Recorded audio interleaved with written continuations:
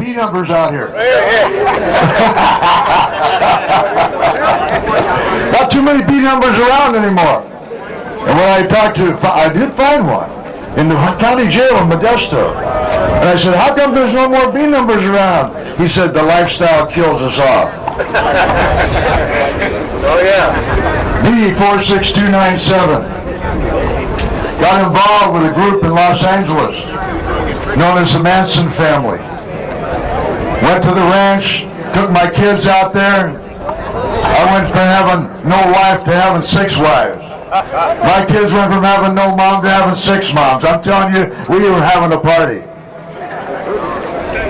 But when they convicted Charley, I said, we can't let this happen. We're going to have to get him out. So I joined the plot with other Manson family members to break Charles Manson out of the Los Angeles County Jail. How many of the Los Angeles County Jail has lots of inmates? We're going to need a lot of guns. So we held up an Army surplus store in Hawthorne, California. We had 160 guns stacked out beside our van when the police arrived responding to a silent alarm triggered by a clerk. We came out the back of the store. We blew out the front window of their car with a shotgun. They'd been in the car. They would have been dead, and I wouldn't be standing here right now. But they got out of their car and were hiding behind the wall on the other side of the alley. When we got back into our van, they opened fire on us. They put 50 holes in that van. I could feel bullets creasing my scalp and passing my body after what seemed like an eternity of gunfire until they lasted about 7 minutes, involving the police departments of 5 cities. We were arrested in the same jail we had planned to liberate, the Los Angeles County Jail. Spent the next 7 years, in San Quentin prison. But it was during that time that God became real to me, and I bowed my knee on the floor of that prison cell, May the 14th, 1978, and God totally turned me around 180 degrees, and I've never been back to jail or prison ever since. 34 years, man. Let me ask you something. Where are you going to be in 34 years? Well, hopefully you're going to be out there with us. But how are you going to do that? Well, I'll tell you, this is the way out. This is the way out. I went to jail, went to prison for trying to break someone out of jail. And I'm back here today to do the same thing.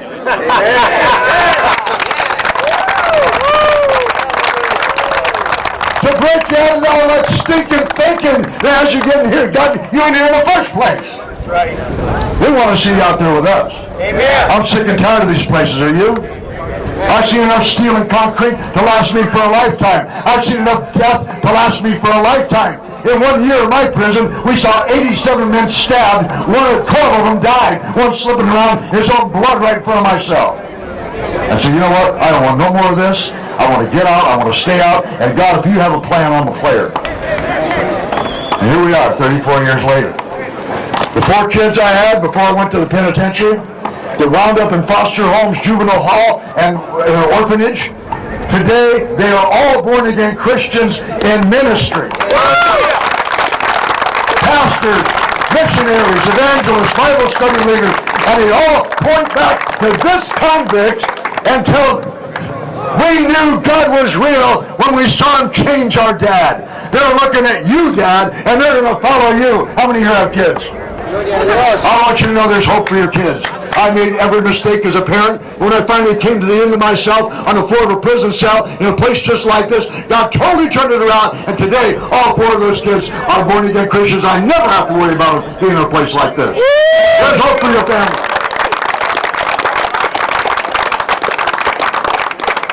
My Bible says, he whom the Son sets free is what?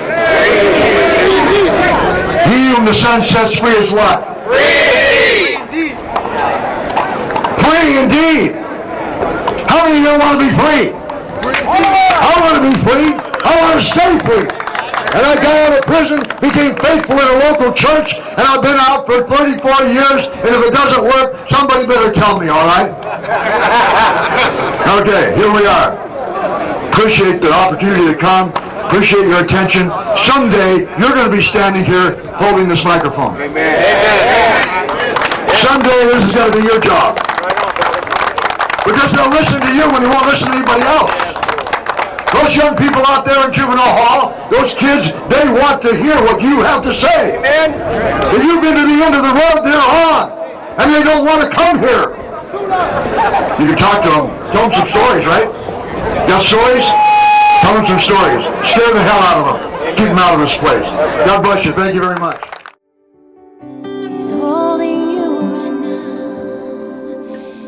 in his arms of love.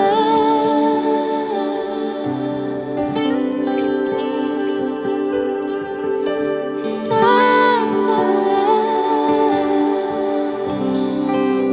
Let him hold you in his arms.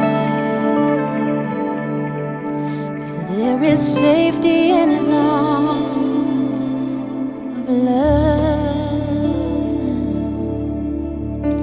There is mercy, there is grace, there is safety